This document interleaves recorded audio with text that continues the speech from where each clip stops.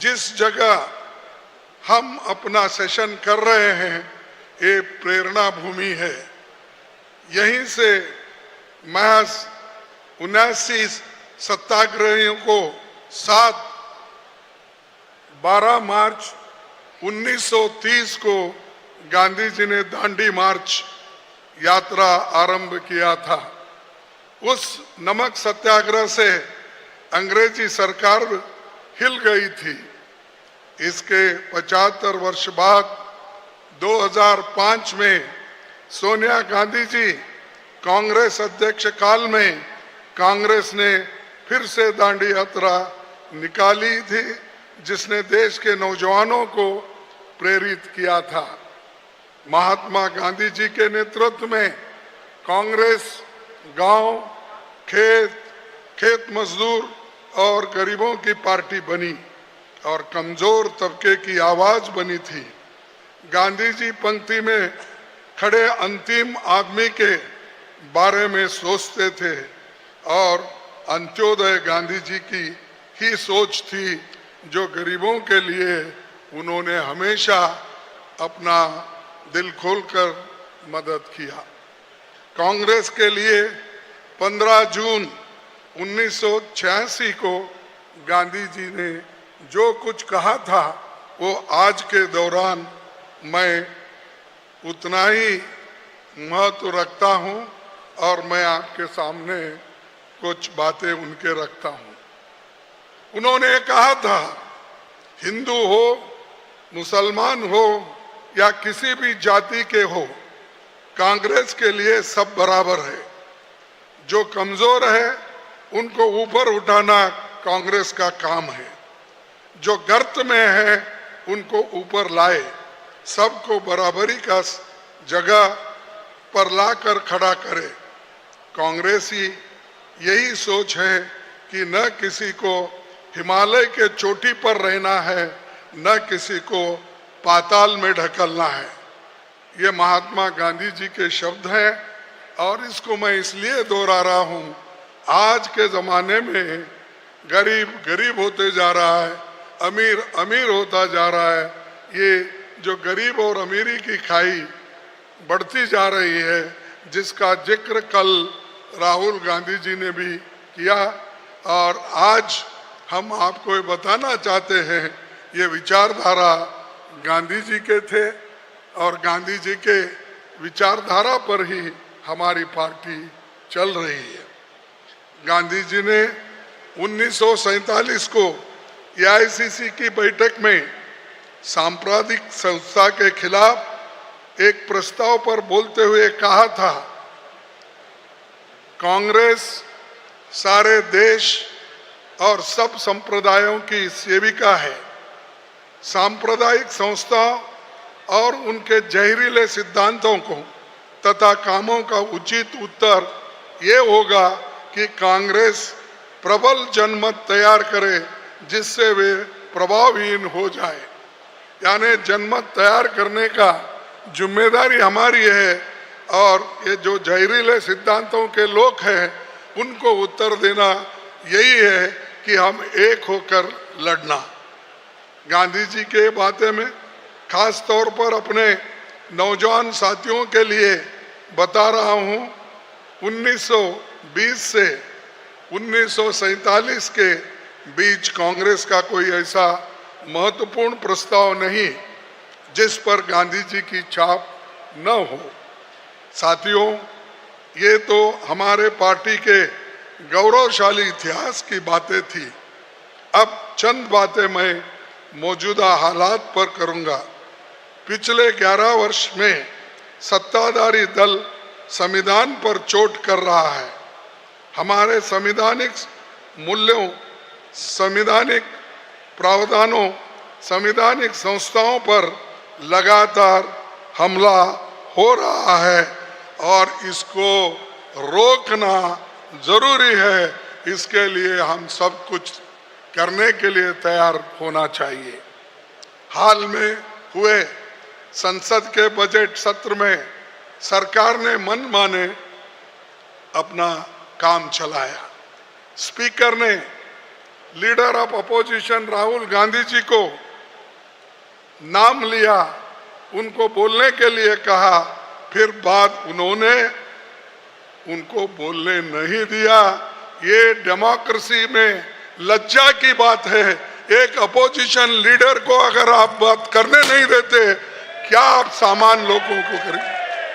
क्या आप सामान्य लोगों को लोकतंत्र का फल दे पाएंगे? लोगों की आवाज को उठाने वाले एलओपी, जिनके आवाज को दबाया जाता है, तो इसके ऊपर से सोचिए कि आज की सरकार किस मानसिकता के साथ चल रही है। इसीलिए हमको आवाज उठाना जरूरी है। लेकिन आज जो हो रहा है वैसा पहले कभी नहीं हुआ।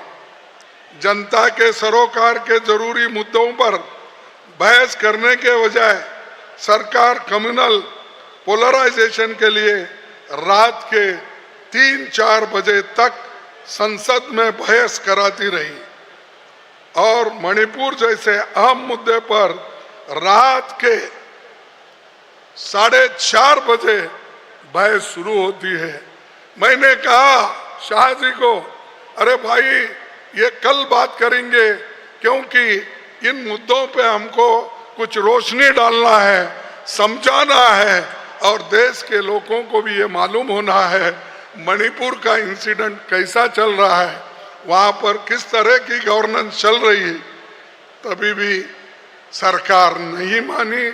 इसका मतलब है कि सरकार कुछ छुपाना चाहती है, जनता से छुपाकर उनके जो फेल्यूअर्स है उसको वो एक ढंग से उसको छुपाकर रखना चाहती है। तो इसीलिए रात के 5 बजे तक पार्लियामेंट चली। तो इससे सोचिए वो कितने गंभीरता से विषय को लेते हैं। अरे कोई सो रहा है, कोई बैठा हुआ है और कोई देख रहा है इधर उधर। ऐसे वक्त वो बिल आती है, जो बिल महत्वपूर्ण है लोकतंत्र में। ये रवैया सरकार का है। इसीलिए मैं कहूंगा लोकतंत्र को खत्म किया जा रहा है आहिस्ता आहिस्ता आहिस्ता। अमेरिका ने हमारे खिलाफ 26% टैरिफ लगा दिया, पर इस पर संसद में बहस नहीं होने दिया, क्योंकि उसी दोपहर में हम इसको उठाए थे, लेकिन उन्होंने इसको माना नहीं। देश की अर्थव्यवस्था में मोनोपोली स्थापित किया जा रहा है। सार्वजनिक संपत्तियां धीरे धीरे निजी हाथों में सौंपी जा रही है। पब्लिक सेक्टर यूनिट्स बेचकर लाखों परमानेंट सरकारी नौकरियां और एससी, एसटी, ओबीसी, ईडब्ल्यूएस के आरक्षण पर चोट की गई है।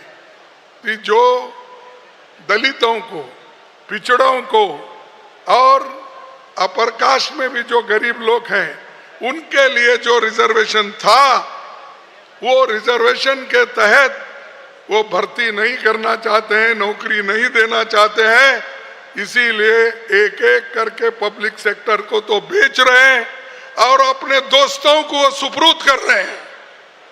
तो ऐसा अगर चला तो एक दिन मोदी सरकार और खुद मोदी जी इस देश को बेच के जाने वाले हैं, ऐसा मैं कहूंगा। क्योंकि उनको अगर फिक्र होती, जो पंडित जवाहरलाल नेहरू जी ने इस देश के बड़े बड़े कारखाने बनाए, और ऐसे कारखानों को, ऐसे जो पब्लिक सेक्टर को ये मोदी जी खत्म कर रहे हैं।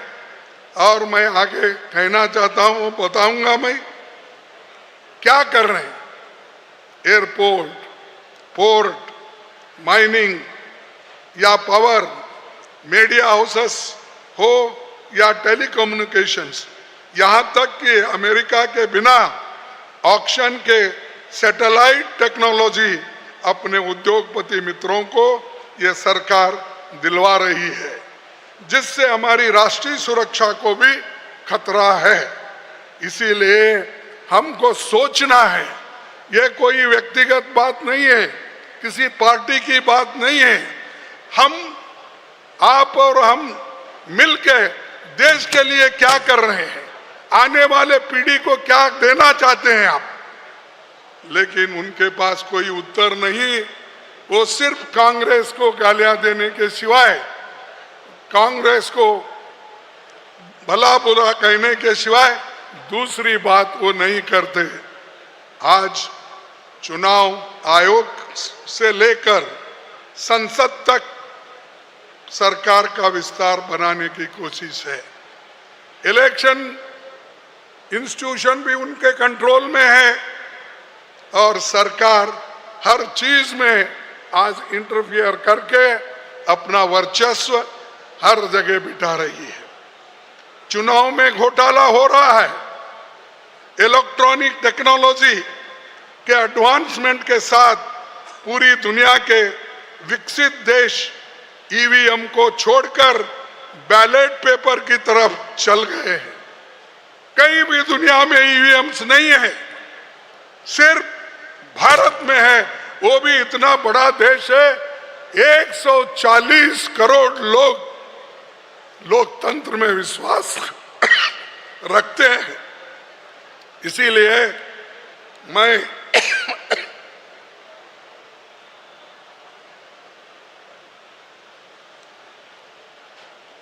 विकसित देश भी बैलेट पेपर में, लेकिन हम ईवीएम पे चल रहे हैं। ये सब फ्रॉड है, मैं ये कहूंगा, लेकिन वो लोग प्रूव करो। अरे आपने ऐसे टेक्निक बना लिए हैं कि जिससे आपको फायदा हो, अपोजिशन पार्टी को नुकसान हो, ऐसे टेक्नोलॉजी बनाकर अगर हमको हराना चाहते हैं तो आज नहीं कल इस देश के नौजवान उठेंगे और आपको हाथ पकड़ के ये कहेंगे हमको बैलेट पेपर होना चाहिए, ईवीएम नको। महाराष्ट्र में क्या हुआ? राहुल जी ने ये सवाल पहले उठाए, पार्लियामेंट में उठाए, प्रेस में बोले, हम लोग बोले, लेकिन सरकार असर नहीं हुआ। अरे असेंबली और पार्लियामेंट इलेक्शन के बीच में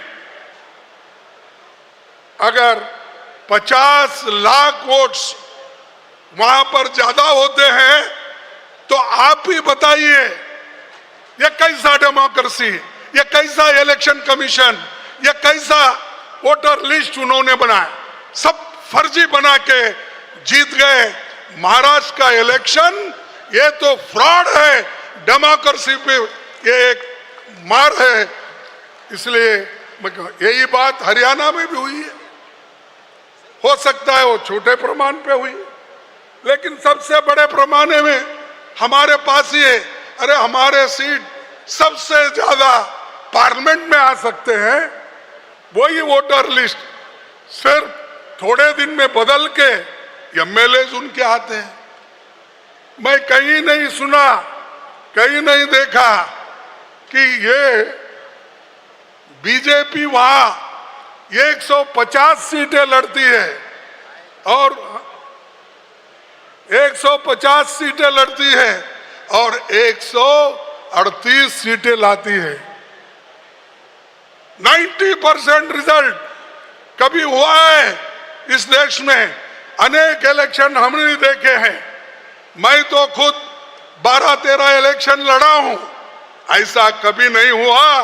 जो फ्रॉड महाराष्ट्र में हुआ वो सिर्फ डेमोक्रेसी को तबाह और तंग करने के लिए और अपोजिशन को हराने के लिए उन्होंने ये काम किया है।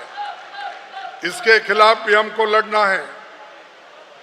और वोटर लिस्ट में बड़े पैमाने जो गड़बड़ियां हो गई, इसको रोकने के लिए हम बहुत से सवाल और हमारे एडवोकेट्स भी और लीडर्स भी इस पर बहुत काम किए, लेकिन फिर भी हम इसमें पीछे हैं।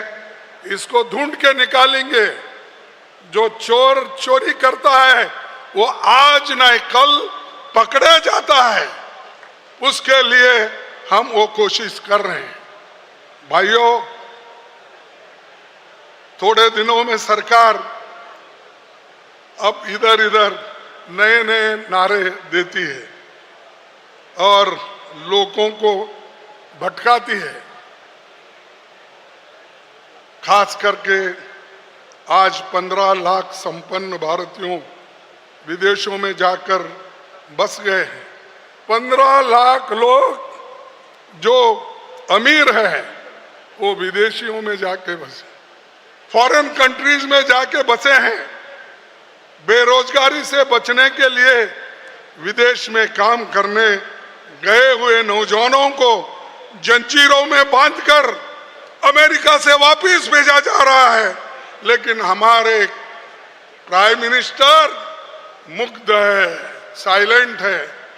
बाकी के वक्त तो खूब बकते हैं, खूब बोलते हैं, लेकिन जब लोगों के ऊपर अन्याय होता है, हमारे नौजवानों पर वो अन्याय होता है, जो अनएम्प्लॉयमेंट का प्रॉब्लम आता है, तो उस वक्त चुप बैठते हैं और चुप बैठकर उस पर ध्यान नहीं देते। ये एक ही चीज नहीं है, और अनेक चीजें भी हैं। भाइयों, ये जो खास करके सत्ताधारी दल बार बार यही बताने का प्रयास कर रहा है कि भारत का विकास सिर्फ 2014 के बाद ही हुआ है। गुजरात की ही मिसाल लीजिए, यहाँ की अधिकतर संस्थाएं कांग्रेस राज्य में बनी है। चंडीगढ़ के बाद देश का दूसरा मॉडर्न सिटी गांधीनगर भी कांग्रेस की ही देन है। देन है या नहीं? गुजराती लोग यहाँ बैठे नहीं है ना? गांधीनगर कब बना? कांग्रेस के जमाने में बना। मोदी बोलते हैं ये मेरे जमाने में बना। आप मानते हैं इसको? और उसी तरह यहां पर बड़ी बड़ी शिक्षण संस्थाएं बनी, जिसमें IIM मोदी के जमाने में बना, इसरो मोदी जी के जमाने में बना। और मैं ये पूछना चाहता हूं, श्वेत क्रांति, व्हाइट रेवोल्यूशन, वो भी 2014 के बाद ही बना। आप मानते हैं इसको? नहीं। क्या त्रिभुवन दास पटेल जो कोऑपरेटिव सोसाइटी, दूध की सोसाइटियां बनाई, क्या वो भी मोदी जी के जमाने में हुआ? कुरियन जो यहां पर बहुत बड़ा यहां लोगों को मदद किया, कोऑपरेटिव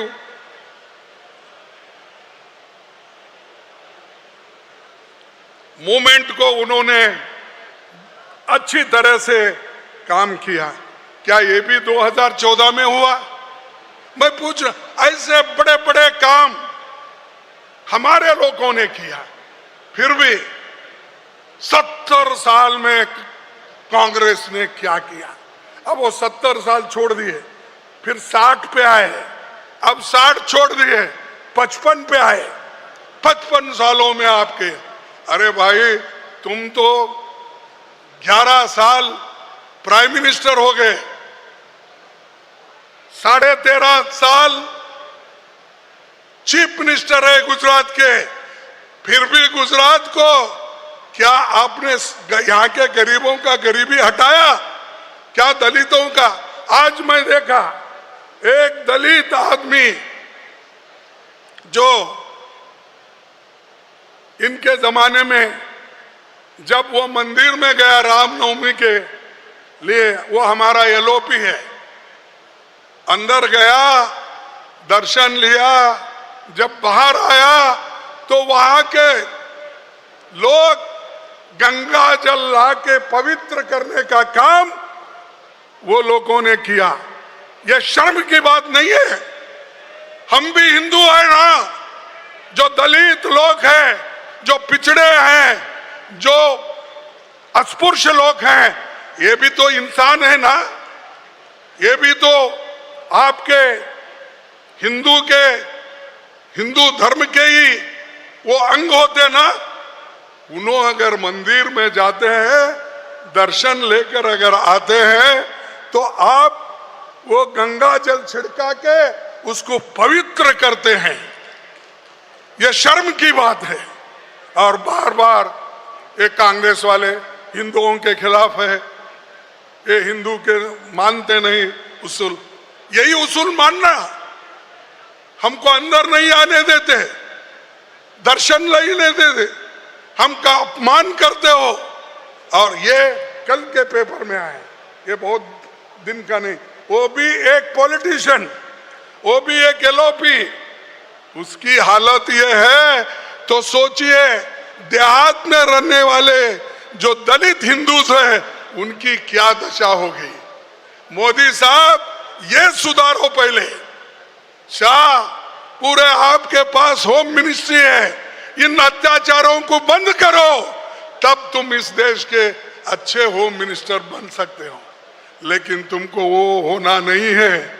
आपको सिर्फ ईडी, सीबीआई, आईबी इनके पीछे भागना है।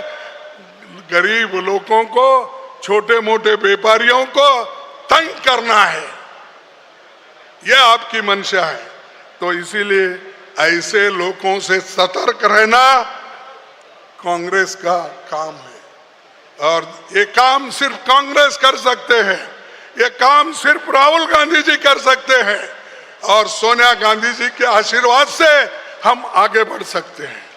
मैं इसलिए बोल रहा हूं, राहुल गांधी जी के पास वो ऊर्जा है, नौजवान है और विचारधारा उनकी अच्छी है, गरीबों के बारे में सोचते हैं, बैकवर्ड्स के बारे में सोचते हैं, और हर समाज के गरीब, श्री एक कौम का बोल के नहीं बोलता मैं, वो चाहे अपर कास्ट के हो, लोअर कास्ट के हो, कोई भी, सबके लिए उनके दिल में जगह है।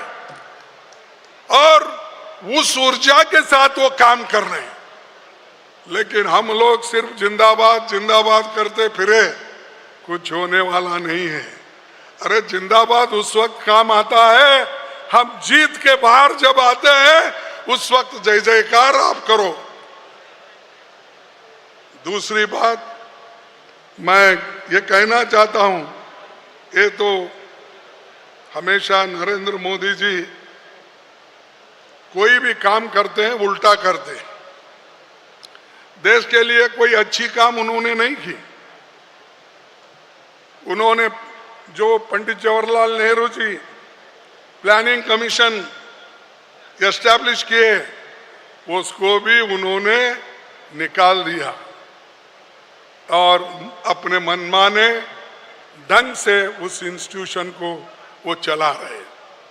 और इसी 5 ईयर प्लान से, नेहरू जी के 5 ईयर प्लान से ही ये देश आगे बढ़ा। लेकिन आज उसकी स्थिति क्या है आप जानते हैं। कभी जो देश के गरीबों के बारे में हमदर्दी नहीं रखता, वो इंसान हमेशा ऐसे गलत कामें करने के आगे चलता है।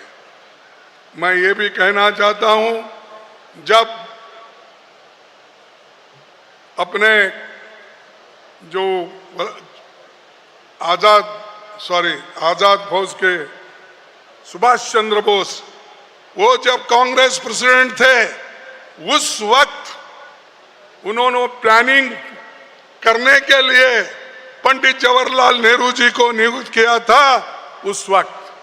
अरे हमारे पास तो आइडियाज आज के नहीं, हमारी सोच गरीबों के लिए कांग्रेस हमेशा इसका चिंतन और मंथन की है।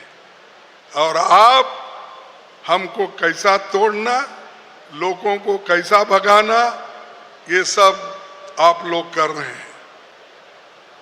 और इस 11 वर्ष में विपक्षी राज्यों के साथ सौतेला व्यवहार, सेंटर स्टेट रिलेशन इतने मजबूत थे कांग्रेस के जमाने में, यूपीए के जमाने जब सोनिया गांधी जी चेयरपर्सन थे, मनमोहन सिंह जी जो हमारे प्रधानमंत्री थे, उस वक्त सेंटर स्टेट का रिलेशन इतना अच्छा था कि कोई भी कभी भी आके कुछ भी अपने लिए मांग सकता था।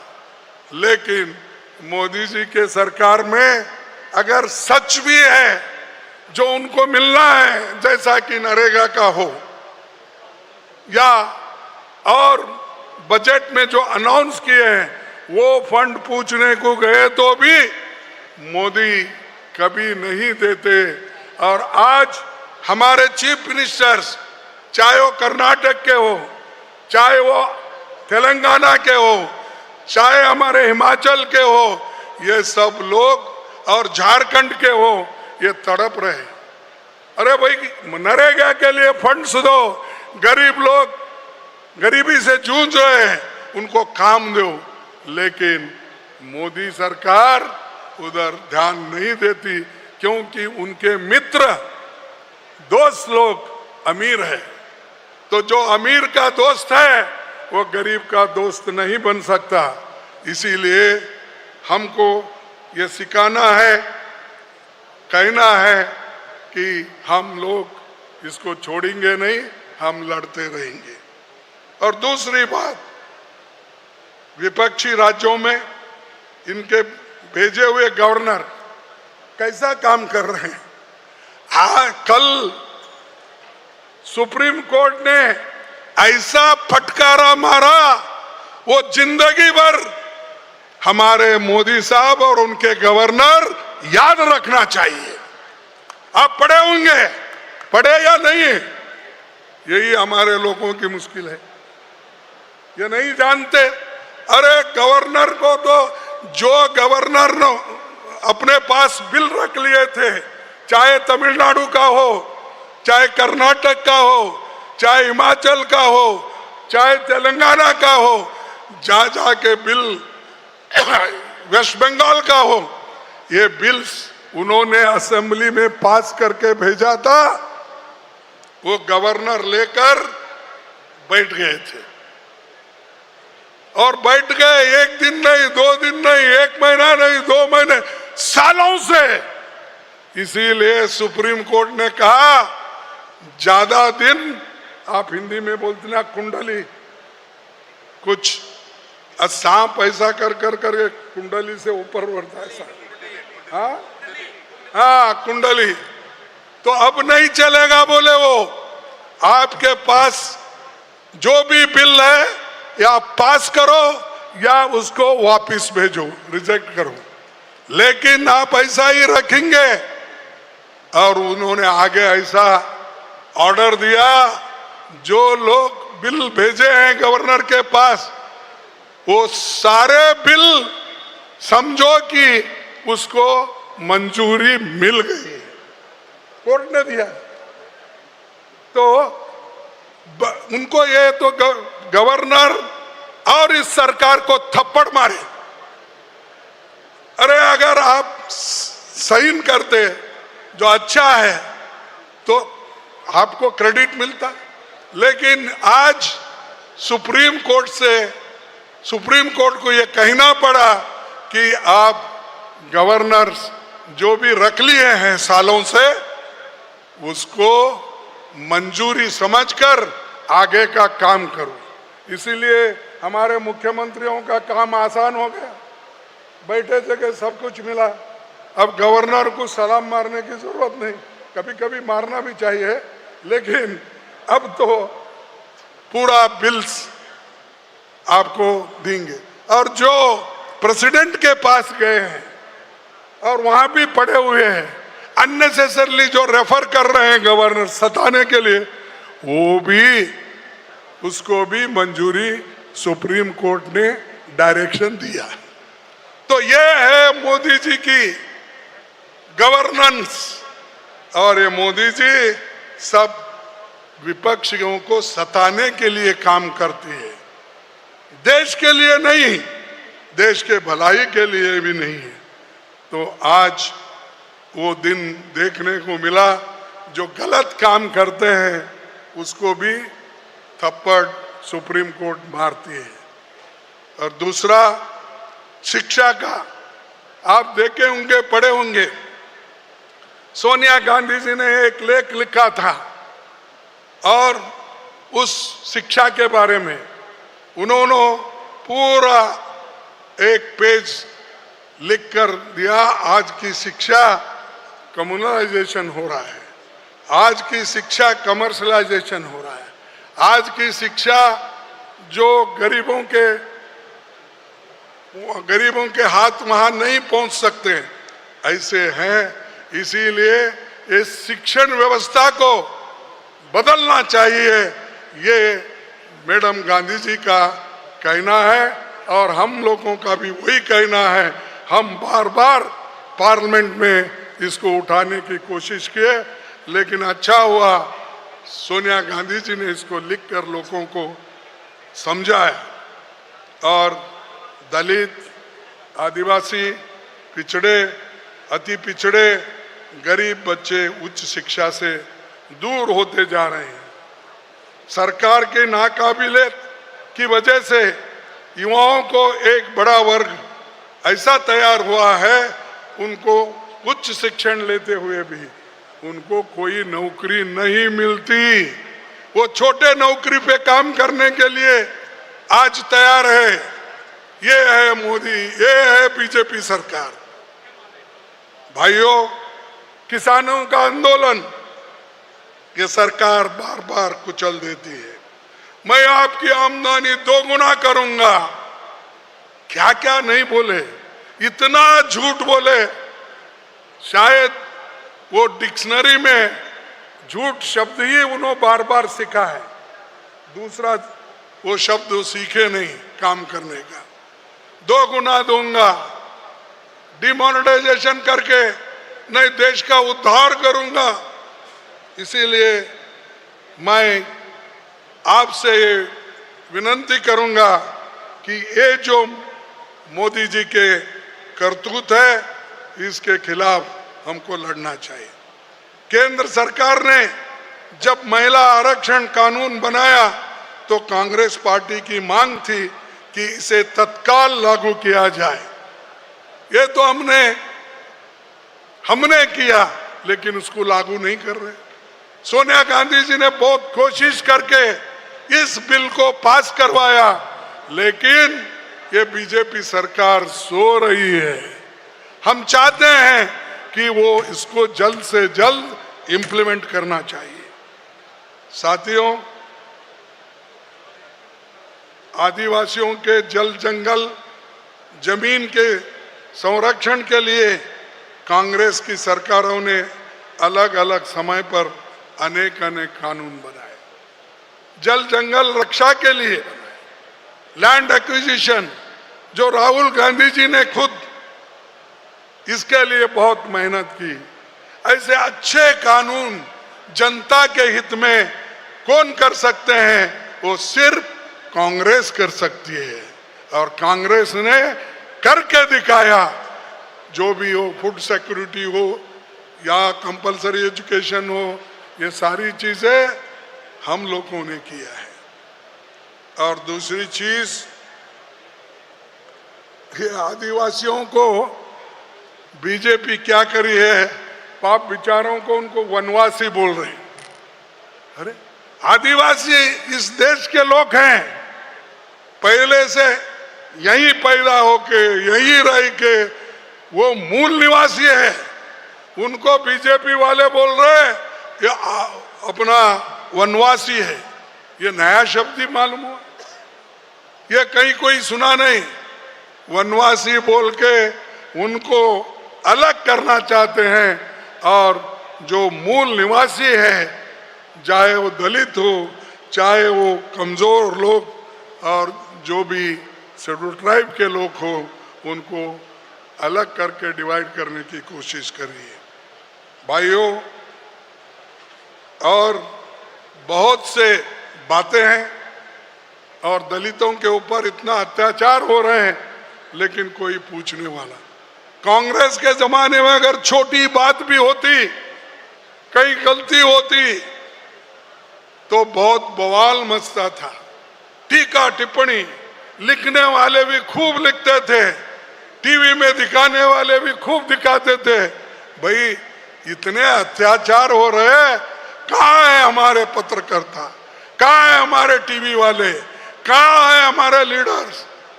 सब बच गए, सब देख रहे नहीं, क्योंकि उनके मालिक अमीर लोग हैं और जो सब मोदी के पास बैठे हुए हैं, क्योंकि मालिक लोग डरते हैं सच बात। इसीलिए आज फ्रीडम ऑफ स्पीच का भी या फ्रीडम ऑफ राइटिंग इसका भी बंद हो गया है।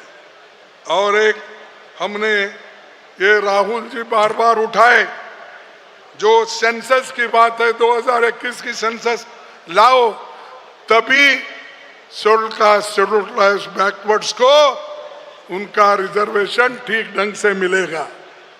और 2011 के जनगणना आंकड़ों पर चल रहे, उसको अगर हम इम्प्लीमेंट करेंगे तो ही हमको 14 करोड़ लोग नेशनल फूड सिक्योरिटी एक्ट के अंदर आएंगे और बाकी योजनाओं के फायदे वो लोगों को नहीं मिल रहा है, वो मिल पाएंगे।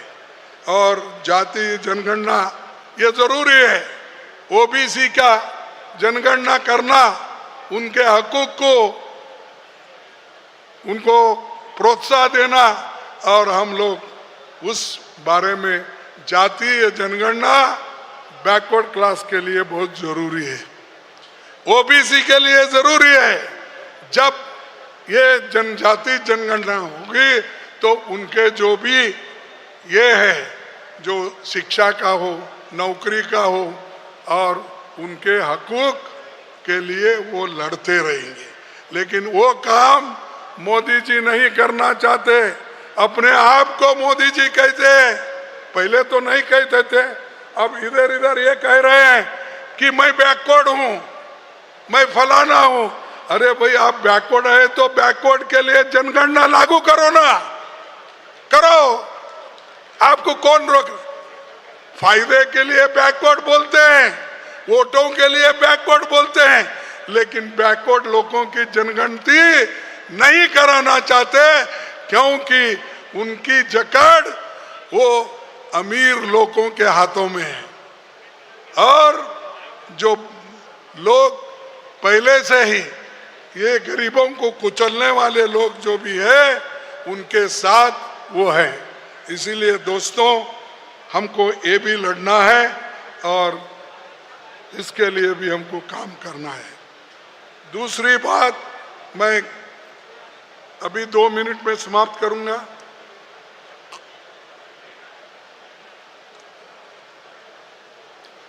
बहुत से बैकलॉग वैकेंसीज है और एमएसएमई यूनिट्स बंद हो गए हैं। अब लोगों को नौकरी नहीं मिल रहा।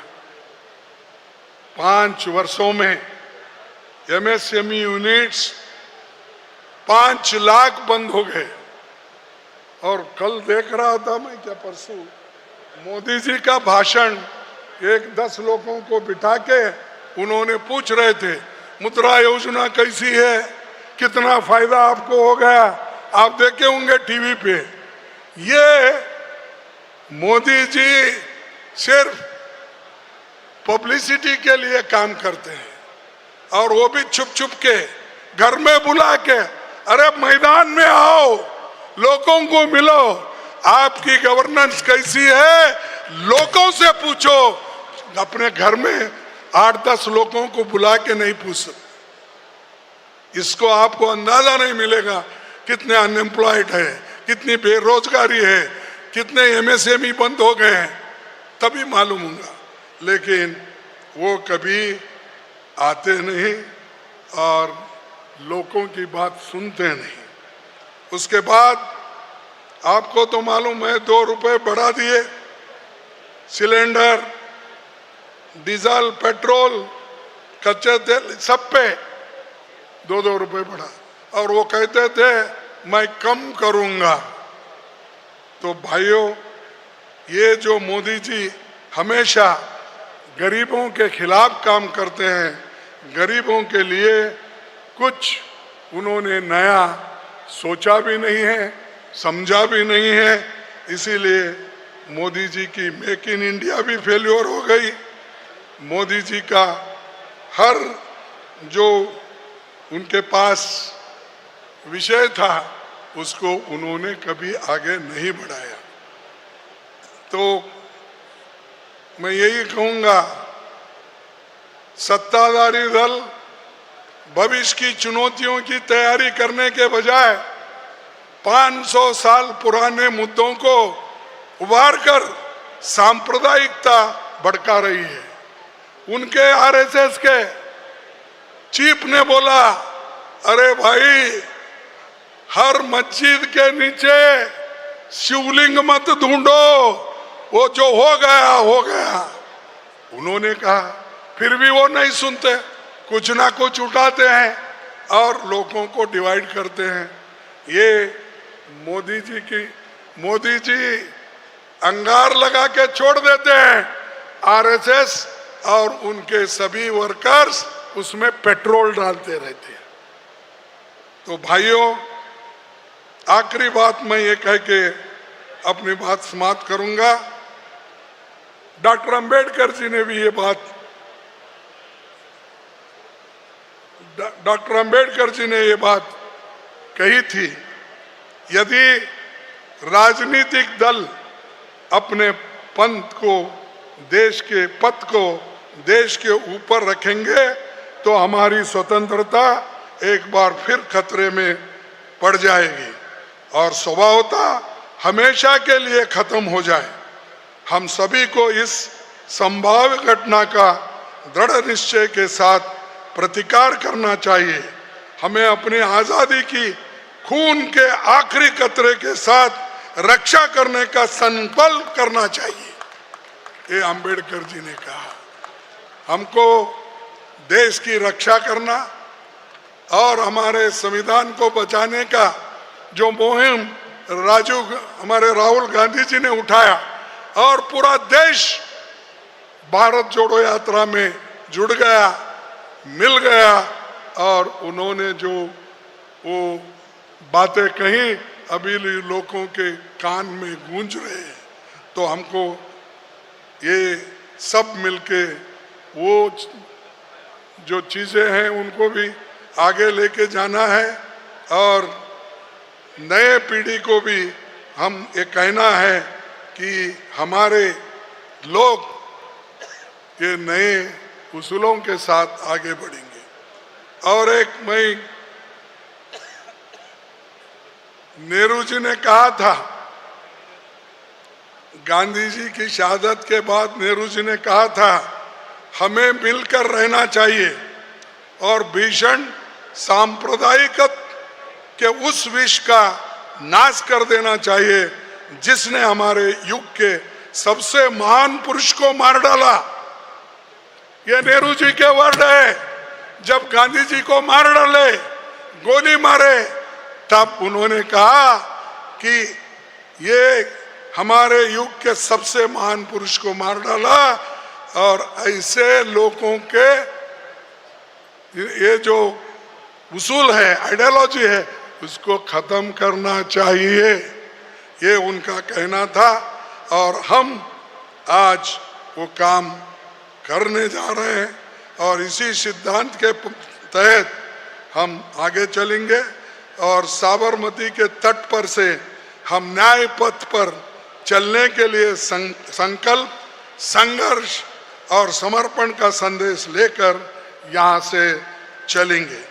सरदार पटेल जी ने संगठन के महत्व को लेकर जो बात कही थी उसी को दोहराकर मैं अपनी बात आगे समाप्त करूंगा। उन्होंने कहा था, संगठन के बिना संख्या बल बेकार है, ये वल्लभ भाई पटेल की बात है। बिना संगठन के संख्या बल असली नहीं बल है। सूत के धागे अलग अलग रहते हैं तो अलग अलग बात होती है, पर जब वे बड़ी संख्या में एकत्र होते हैं तो कपड़े का स्वरूप धारण कर लेते हैं। तब उनकी मजबूती, सुंदरता और उपयोगिता अद्भुत हो जाती है। ये बात वल्लभ भाई पटेल जी ने उस वक्त कहा था। इसीलिए संगठन को बिना मजबूत किए, बल दिए हम आगे नहीं बढ़ सकते। और दूसरी, संगठन निर्माण के जिला अध्यक्षों की राहुल गांधी जी ने एक मीटिंग, हम सब लोग, हमारे सब जो